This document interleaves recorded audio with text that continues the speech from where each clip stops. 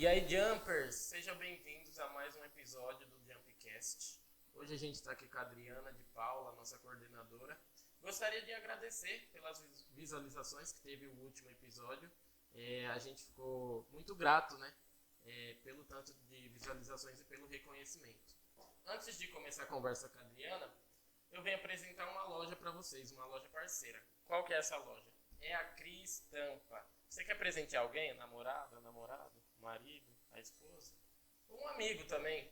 A gente tem a Cris Tampa. O que a Cris Tampa faz? A Cris Tampa, ela faz camiseta personalizada, aventais, uniformes, canecas, inclusive essa daqui. Muito obrigado a Mari aí da Cris Tampa, que deu pra gente. Então, você quer presentear alguém? Vai na Cris Tampa, o telefone tá ali. Eles fazem um orçamento bem barato, não tem quantidade mínima. Então, você quer fazer uma caneca só pra você mesmo? Faz, que é muito barato, é boa, viu? Vamos lá então, dona. Seja bem-vinda. Obrigada pelo convite. Eu que agradeço por ter vindo. Dona, vamos lá. Conta um pouco sobre você. Bom, quem sou eu, né? Acho que a minha identidade está muito relacionada à escola. Eu passo a maior parte do meu tempo aqui na escola. Eu sou professora, acima de tudo, né? Estou na coordenação, mas sou professora.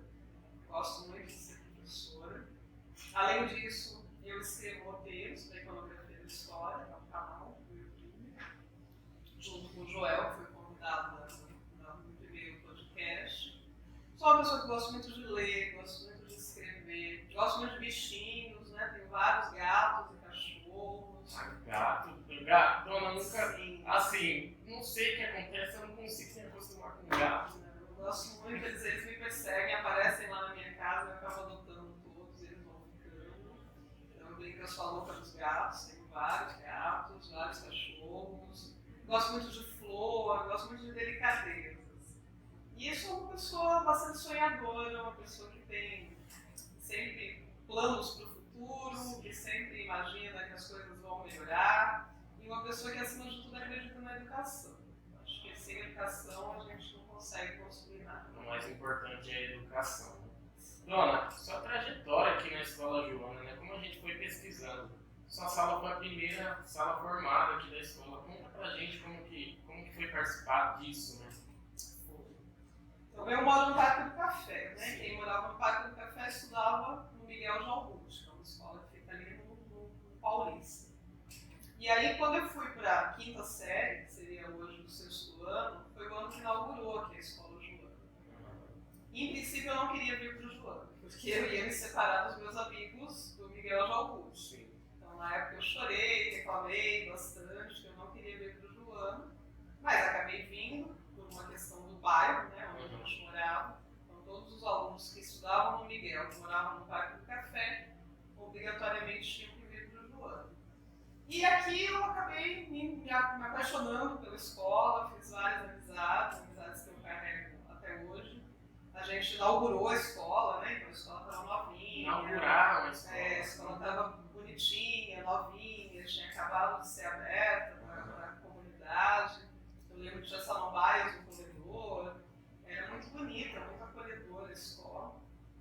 E foi uma escola que a gente foi construindo, né? Aquela minha turma foi a primeira turma de formandos. Na época só tinha até a oitava série, né? Que seria o nono ano hoje. Então a minha turma foi a primeira turma de formandos de nono ano da Escola Joana. Né? Depois do ensino médio eu acabei indo para o Massude, porque na época não tinha ensino médio aqui ainda. Também não queria ir para o Massude, chorei um monte, né? Porque eu queria sair da Joana. Mas aí naquela época eu decidi que eu voltaria para o Joana como professora. Foi quando eu escolhi ser professora.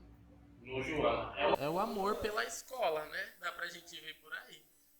Dona, você tem contato com amigos que foi formado, com muitos? Tenho. A minha turma, no fim, acabou se tornando uma turma pequenininha. Quando a gente chegou na oitava série, tinha 15 alunos só. Era uma época que havia muita reprova, né, muita retenção. Quando nós viemos para cá, tinha 4 quintas séries, que acabou terminando só com 15 alunos formandos. E eu mantenho contato, sim, com quase todos. Alguns, inclusive, são amigos até hoje, que a gente frequenta a casa um do outro, né? A gente sai junto, a gente faz aqueles reencontros, né? São pessoas que fizeram parte mesmo da minha vida, da minha trajetória e com quem eu ainda tenho grandes vínculos. Certo. A professora quem era? Professoras aqui que eu tive na escola, que está aqui no Joana atualmente ninguém, mas Sim. eu tive aula com a Lico, que dá aula que acompanha os alunos especiais aqui. Mas não foi no Joana, ela me deu aula no Massude. Aqui no Joana, no ensino médio no Massude. Aqui no Joana eu tive aula com a Rosângela, que foi vice-diretora aqui da escola durante muitos anos. Foi ela, inclusive, que me explicou como prestar o concurso, depois para ser professora, né? Foi uma pessoa a quem eu devo muito na minha trajetória como professora. Foi alguém que me orientou muito, né, nesse momento de prestar concurso, de escolher a escola, quando eu comecei aqui, né, na época ela era vice-diretora, trabalhou muitos anos aqui. Tive aula com o Luiz Henrique, de matemática, que deu aula depois que foi para os Preußer, não sei onde é que ele está hoje, mas dos professores que estão aqui hoje não tem mais nenhum. Nenhum. E nenhum deles era da sua turma? Não. Não. Ah, então podemos dizer que a dona é, não de idade, dona, vamos lá, é a funcionária, vamos dizer, mais antiga aqui do Joana. É amor, né, dona? Esses dias, não sei se você lembra, a gente estava ali fora e começou a vir vários alunos e ela sabia o nome de cada. Eu perguntei, dona, como que você sabe o nome de todo mundo? Como que é isso? Que memória é essa? Eu tenho uma boa memória, isso é fato. Sou uma pessoa que lembro muito das coisas, tenho uma memória muito boa. Mas eu acho que é importante eu saber o nome dos alunos, né? Chamar os alunos pelo nome, conhecer a história deles, eu acho que isso é muito importante. Não consigo de todos, gostaria, né? Mas não consigo, porque a gente tem 780 alunos na escola. Nossa Senhora. Mas eu tento, assim, à medida do possível, eu tento, e sim, aprendendo o nome deles, ouvindo as histórias deles, conhecendo, porque eu acho que faz parte do meu trabalho. Conhecer qual é a identidade das pessoas que estão aqui, quem é que constitui essa identidade do Joana. E os alunos são os principais, né? Então, saber o nome deles, para mim, é fundamental. Com certeza. Dona, você falou que saiu daqui do Joana, foi para o Massude e depois fez faculdade, né? Sim. Para vir dar aula no Joana. Você só deu aula aqui? Dei aula aqui e dei aula no Colégio Montemor, que é uma escola particular. Trabalhei 12 anos no Colégio Montemor. E aí, o ano passado, eu pedi demissão. Então, agora, esse ano, só estou no Joana. Só no Joana. E como que era lá no Colégio Montemor? As pessoas têm, às vezes, né, acham que a escola particular é muito diferente da escola pública. E, na verdade, não é. A escola é tudo escola, aluno é tudo aluno, né? Aluno é aluno em qualquer lugar, escola é escola em qualquer lugar. A diferença lá é que o número de alunos é menor, então isso facilita o trabalho do professor, né? A gente tem uma turma menor, consegue acompanhar mais de perto a trajetória desses alunos.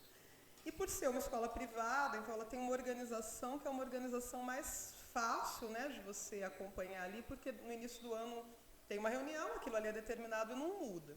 Numa escola estadual, a gente está sujeito às mudanças do Estado. Sim. Então, muitas vezes a gente faz planejamentos numa escola estadual e o nosso planejamento se perde porque aí o Estado lança uma proposta nova e aquilo tem que ser seguido e você acaba, né, ficando meio que refém dessa situação. Numa escola particular, não. Se adota um material apostilado, né? As escolas usam apostila, então você adota um sistema apostilado, a escola adota um sistema apostilado, o professor é contratado dentro daquela metodologia e ele sabe que vai ser essa metodologia durante todo aquele ano letivo, né? Não tem essas mudanças que acontecem no Estado no decorrer do processo. É isso que dificulta muito, né, os professores e também, não sei, o aprendizado dos alunos, talvez, porque o professor está focado numa coisa, super focado, sei lá, ficou um mês focado naquilo e do nada o Estado vem e muda. Sim. Aí ele tem que se adaptar, tem que tentar aprender aquilo para passar para os alunos. Eu acho que dificulta bastante. Isso é ruim. Essas mudanças no meio do percurso, elas sempre são ruins. Então, no caso da escola particular, essa organização é maior. Mas aluno é aluno em todo lugar. Né? Em todo lugar a gente tem o aluno que estuda muito, o aluno que estuda pouco, o aluno que é mais trabalhoso, o aluno que é menos. E eu sempre falava, sempre fiz questão disso. A mesma aula que eu dava na escola particular, eu sempre dei no Joana. Sim. Para mim não tinha distinção entre a maneira como eu trabalhava lá e a maneira como eu trabalho aqui. Certo. Mas, dona, você falou agora sobre os alunos que são iguais. Qual foi o caso de não precisa citar nomes, de um aluno assim, vamos dizer, um aluno pior, bagunceiro, que, sei lá, não ficava quieto na aula? Eu acho que eu não tive, assim, ao longo da minha trajetória como professora, eu não tive grandes problemas com alunos, tá? Eu normalmente estabeleço um vínculo com os meus alunos, converso muito. Na coordenação vocês percebem isso, eu sou uma pessoa que gosto muito de conversar, de ouvir, de tentar negociar. Então eu não tive, assim, não tenho uma história de um aluno que me enfrentou, de um aluno que me desrespeitou. Tem casos de alunos que são mais preguiçosos, ou casos de alunos que às vezes, no caso do noturno, por exemplo, durante todo o tempo que eu dei aula à noite aqui também. Então os alunos do noturno chegavam cansados e aquele dia não estavam afim, e aí você tem que ir negociando. Mas eu não tive nenhum caso, né, nesses 20 anos que eu estou na educação, de um enfrentamento efetivo. Em alguns casos eu perdi a paciência, sim, né? Faz parte. De vez em quando a gente perde a paciência. Meus alunos brincavam que eu falava gente chega, né? E quando eu falava gente chega, é porque realmente chegava, né? Estava na hora, deu, né? Não era para fazer mais. Até alguns ex-alunos meus me encontram e ainda brincam, né? Lembro de quando você falava gente chega? Eu falo, lembro, porque quando eu falava gente chega, porque estava na hora de parar realmente. Mas eu não tive, felizmente, né? Não tive nenhum caso assim extremo. Em disciplinas acontecem, né? Faz parte do trabalho de sala de aula, mas eu sempre prezei muito pelo respeito. Sim, é o mais importante. Numa escola, não só na escola, em qualquer lugar. Sim. Veio o convite de ser coordenadora na escola. Você foi professora, e como que veio esse convite de ser coordenadora? Então, esse convite já tinha vindo muitas vezes, várias vezes me convidaram para ser vice-diretora, para ser coordenadora. E diretora? Chegaram já a me chamar para ser diretora também. Mas eu sempre recusei, porque eu nunca queria sair da sala de aula. Sempre falei não, em todas as vezes que eu fui convidada para qualquer outra função que não fosse ser professora, eu recusei esse convite. Acabei aceitando, né, em 2021, esse é o meu 3º ano na coordenação. Porque a gente, eu tinha aula com você. Por um pouquinho. O pessoal que está no 2º ano, que é da sua turma, foram os meus últimos alunos no 9º ano. Aquela turma era a minha turma no 9º ano. E aí foi na época da pandemia. Então, na época da pandemia, eu não estava em sala de aula, a gente estava naquela coisa da aula online. E no ano anterior, né, que foi o ano mais intenso da pandemia, foi um ano que eu ajudei muito os professores nesse processo de aula online. Porque no colégio particular a gente não parou um minuto, a gente deu aula direto, online, mas não parou um minuto. Então eu fui pegando muita experiência nesse sentido, de como lidar com as gravações, com o Meet, com tudo que era possível fazer, né, dentro daquele contexto horroroso de pandemia. E aí eu ajudei muitos professores. Então eu já meio que estava fazendo um trabalho de coordenação sem ser coordenadora. E aí no ano seguinte, na pandemia, essas aulas presenciais não voltavam de jeito nenhum. E eu estava sofrendo muito com essas aulas à distância. Isso me fazia muito mal. Para mim, eu tinha que estar na sala de aula com o meu aluno e eu não conseguia estar na sala de aula com o meu aluno. E ao mesmo tempo com um monte de demandas, né, um monte de gente me pedindo ajuda por um monte de coisas. E aí surgiu a vaga de coordenadora e eu acabei aceitando. Eu sempre falo que se eu estivesse dando aula presencial, eu não teria aceito, eu teria recusado. Não teria a Adriana como coordenadora se não fosse a pandemia, porque aí eu não ia ter coragem de largar a minha turma, que eu estava com eles presencialmente, fazendo um trabalho, e eu não largaria. Como a gente estava na pandemia, naquele contexto todo, eu entendi que ali eu poderia ajudar mais a escola, indo para a coordenação. E aí acabei aceitando. Entendi. Dona, vamos relembrar, infelizmente, que aconteceu esse ano, aquela onda de ataques na escola, que houve no Brasil todo. Aqui no Joana teve algumas coisas, mas não chegou a ter. Só teve ameaças, essas coisas. Como que foi para vocês da gestão da escola, né, lidar com isso?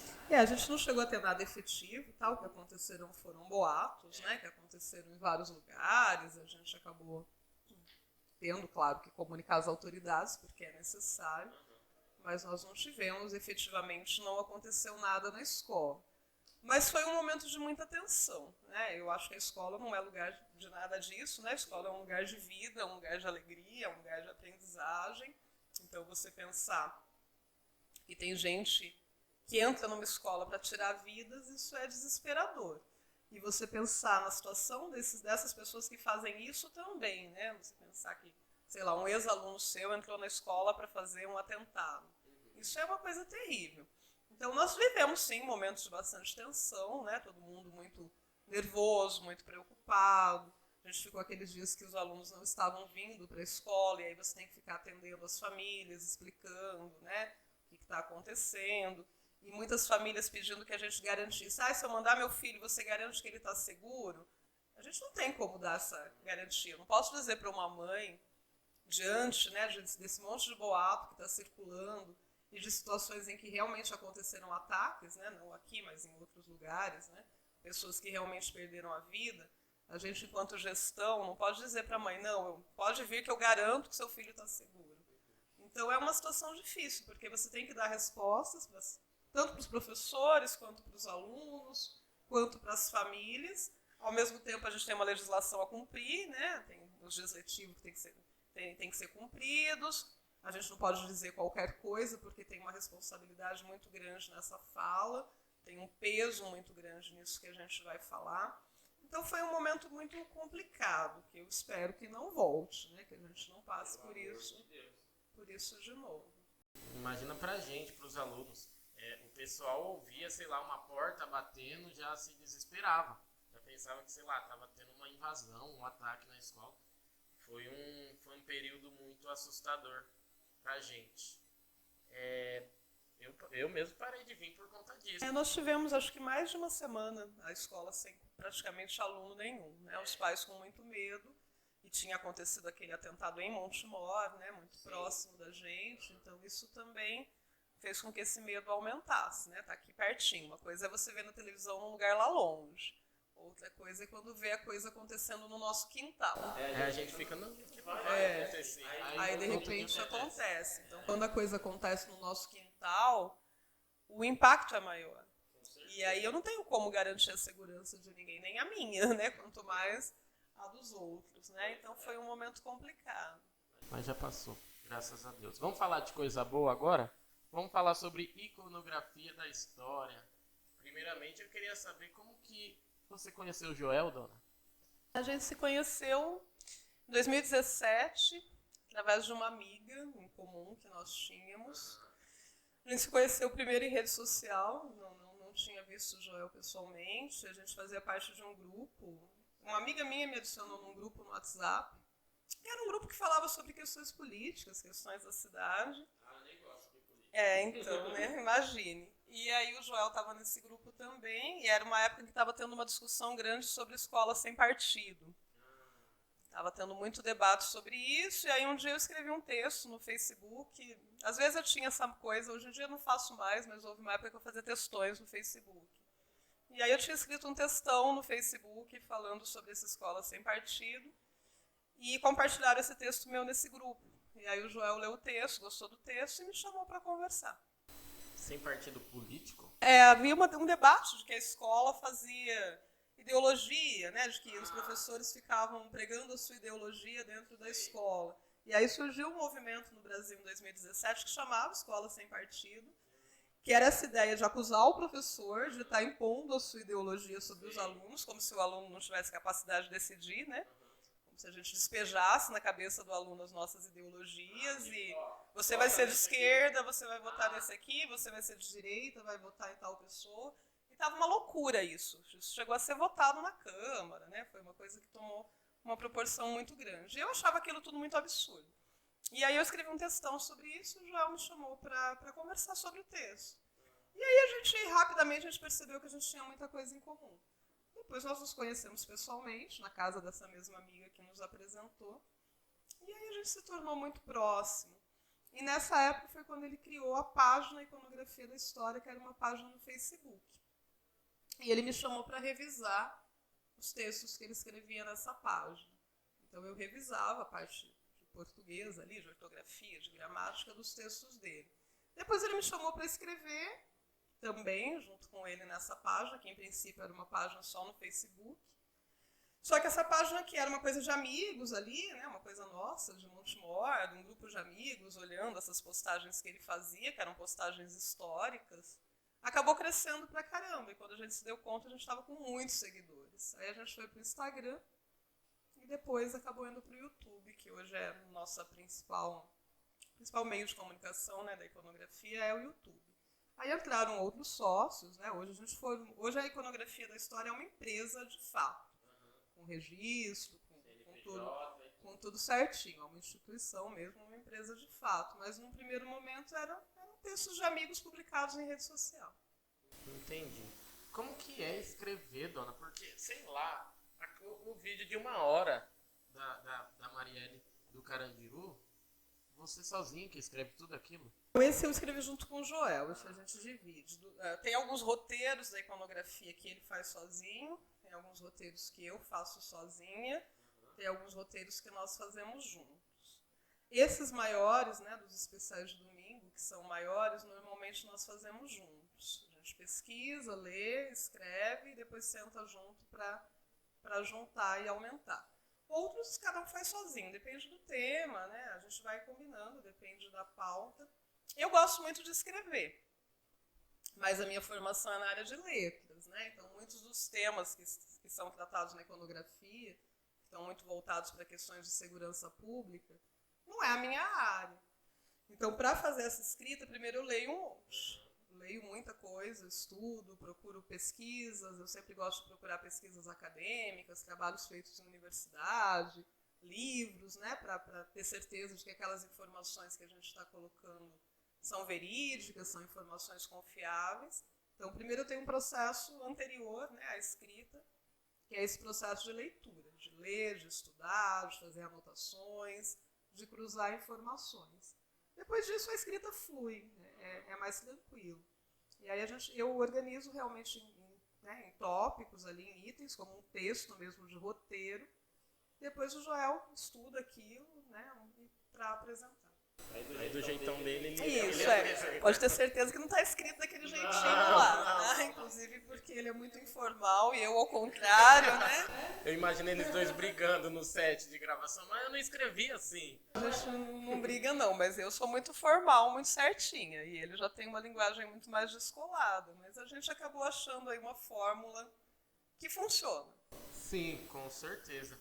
Então vocês dois juntos que fazem. Mas já teve um vídeo, um roteiro que você pensou, nossa, mas isso daqui, sei lá, não sei se eu vou conseguir escrever. Ah, tem vários. Às vezes são temas muito, muito específicos, né, ligados a coisas que não são coisas do meu domínio. O Joel estuda segurança pública, estuda essa área, ele é formado em sociologia, né? Então ele tem uma bagagem de conhecimento muito maior do que a minha sobre essas questões. E às vezes eu falo para ele, acho que eu não dou conta de falar sobre isso aqui não. Mas aí fala, dá sim, vai lá ler, estudar, escrever que você dá conta. E acaba saindo. Eu acho que é possível escrever sobre tudo, desde que a gente estude, né? O que não dá é para você tirar da sua cabeça.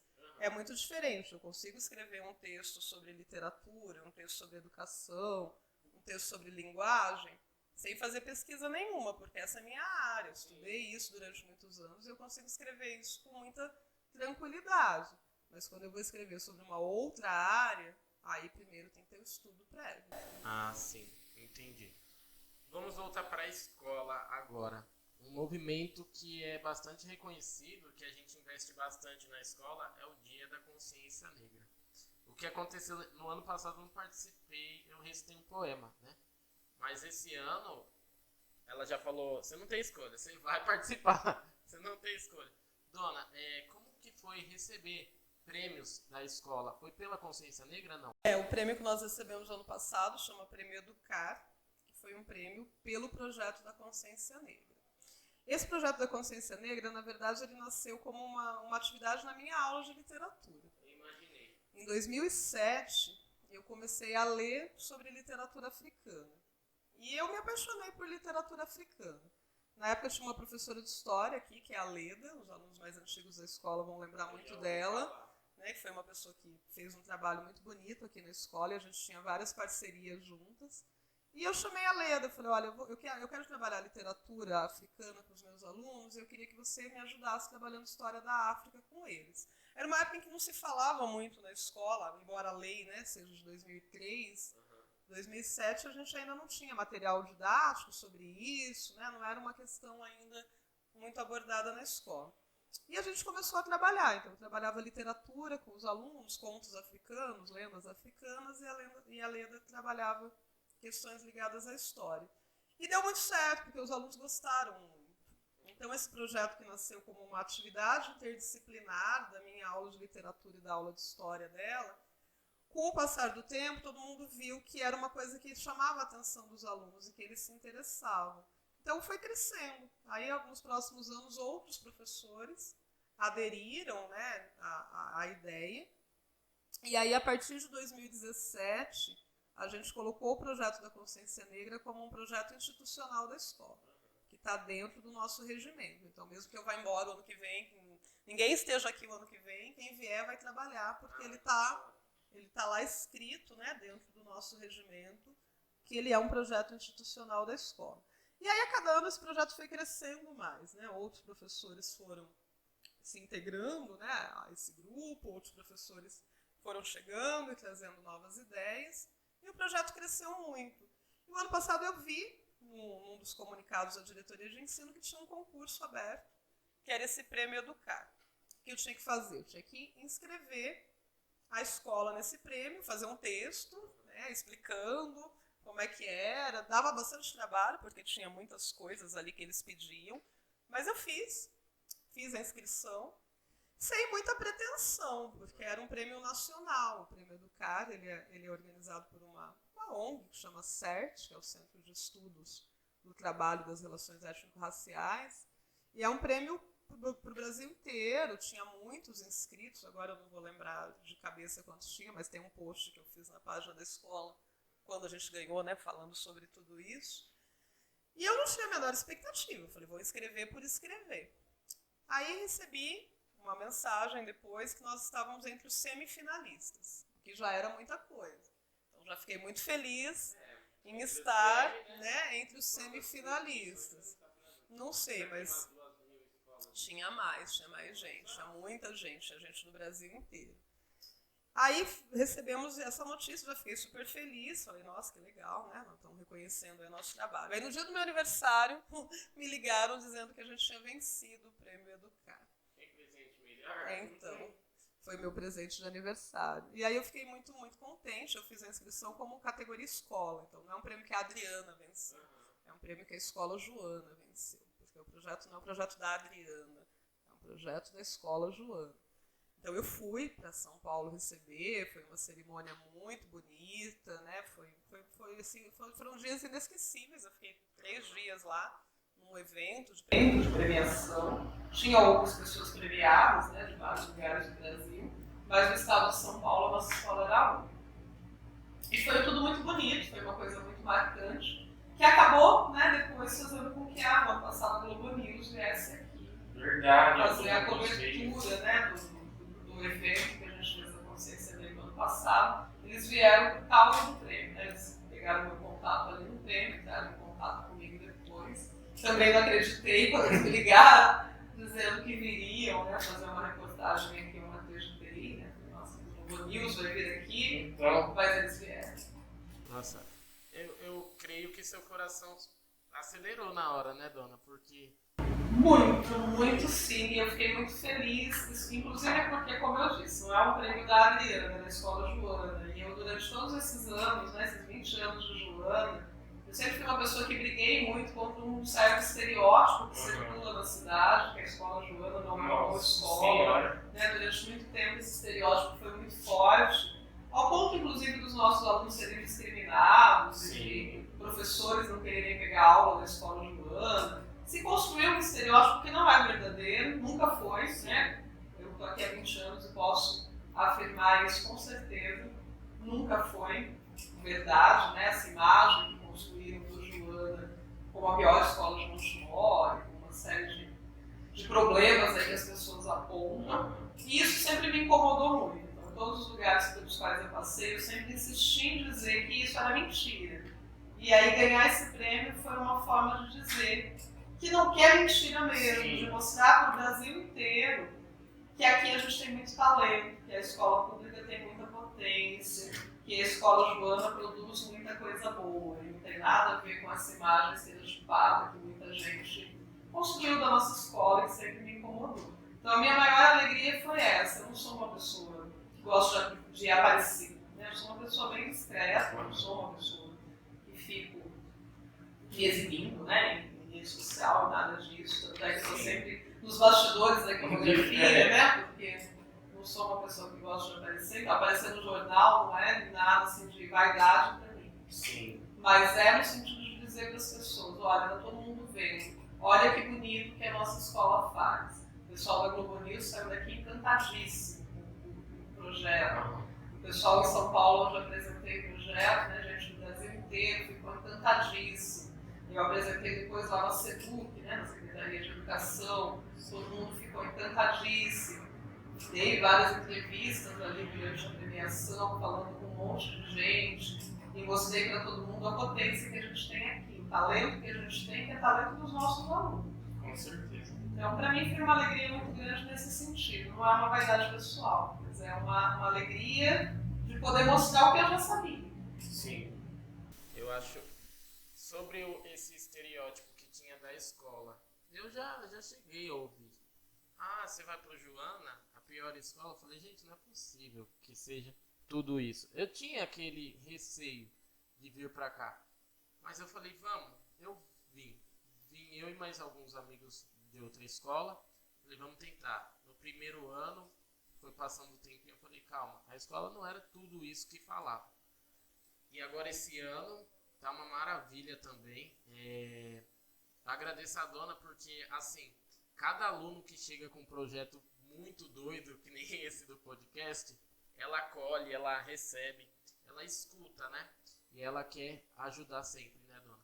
E eu fui que esse projeto do podcast não é um projeto meu, é um projeto de todos, um projeto da escola, que nem você falou, dona, da Consciência Negra, no meu caso do podcast. Se eu sair, as meninas saírem, vai continuar, outras pessoas vão vir. Quem sabe a gente vai ser entrevistado depois. Ó, fica a dica para vocês, futuros apresentadores, viu? Mas eu agradeço, dona, eu agradeço por ouvir a gente, ouvir os alunos, né? Que eu acho que é o que precisa mais, os professores escutarem os alunos. Eu acho que é fundamental, né? O processo de aprendizagem da escola não é só lição, né? A gente aprende muito com essa troca, ouvindo as ideias dos alunos, compartilhando coisas com eles, dando voz para eles. Eu sempre fiz isso enquanto professora e na coordenação mais do que nunca, né? Eu acho que faz parte da minha função enquanto coordenadora. Eu tenho todo um trabalho com os professores de formação, de orientação, mas a grande questão da minha função na coordenação é estar junto com os alunos, né? É pensar em como conseguir mediar esse processo de ensino-aprendizagem. E eu acho que acolher os projetos que os alunos trazem é uma forma de fazer isso. Muitas vezes não dá para pôr em prática do jeito que os alunos querem. Às vezes tem que cortar muita coisa, às vezes a gente tem que redirecionar, né? Porque tem uma série de outras coisas aí para serem cumpridas. Mas esse processo de escuta ele tem que acontecer. De troca, de compartilhar. E, sobretudo, de acreditar no potencial dos nossos alunos. Eu acho que isso é fundamental para a escola avançar. Sim, com certeza. Dona, então, que nem eu fiz no último, o que você tem a falar, um recado para quem está nos assistindo? Faz bastante tempo que eu adotei uma frase na minha vida, que é uma frase do Mia Couto, que é um escritor moçambicano, que eu gosto muito, que ele fala, um dos livros dele, ele fala assim, faz andar esse cara ao sonho. E o que eu digo sempre para os meus alunos é isso, que a gente tenha sonhos, que a gente acredite nesses sonhos, né, e faça andar as nossas estradas a partir da busca desses sonhos. E a educação, especialmente para quem é pobre, para quem é de periferia, para quem é trabalhador, né, para quem leva uma vida difícil, como é o caso da maioria dos nossos alunos, né, da maioria das pessoas que vivem aqui na periferia de Montemor, né, são todas pessoas trabalhadoras, pessoas que lutam todo dia para conseguirem o pão de cada dia, a educação é um caminho. Eu posso dizer isso sem medo de estar mentindo, porque eu sou fruto disso. Também vim de uma família pobre, de uma família humilde, estudei aqui, moro ali no Parque do Café até hoje. E tudo que eu alcancei na minha vida foi graças à educação. A ter a possibilidade de estudar, né, de crescer a partir da educação. Então, eu acredito muito nisso, nessa ideia de que para esse cara andar, a gente tem que ter sonhos, e a gente tem que buscar esses sonhos. E a educação, ela permite isso, ela permite a realização desses sonhos. Às vezes é difícil, né? Às vezes a gente desanima. Eu estava conversando hoje de manhã com uma aluna que estava pensando no vestibular, né? Fez o vestibular da Unicamp. Estava chateada, porque acho que não foi bem na prova. Nem sempre a gente vai bem, nem sempre a gente consegue as coisas no tempo que a gente gostaria. Mas a gente tem que continuar lutando, tem que continuar fazendo a nossa estrada andar. Eu acho que essa é a principal mensagem que eu deixaria para os nossos alunos. Acreditem no potencial, né, de vocês, acreditem nos seus sonhos e saibam que é possível realizá-los. Nem sempre no tempo que a gente queria, né? Às vezes a gente quer a coisa muito imediata e ela não vem, mas uma hora ela acontece. Com certeza. Fiquem com essa linda palavra. Dona, gostaria de agradecer por ter aceitado o nosso convite de vir até aqui. Você veio de tão longe. Você estava tão longe e aceitou vir. Agradeço em nome da equipe toda aqui que não está completa, mas em breve estaremos todos aqui. Muito obrigado mesmo. Obrigada, gente. Agradeço o convite. Podem contar comigo. É isso aí. Muito obrigado por vocês terem assistido até aqui. Esse episódio vai estar disponível no Spotify. A gente vai disponibilizar o link aí na descrição. Se inscreve, curte e valeu. Tchau, tchau. Até o próximo episódio.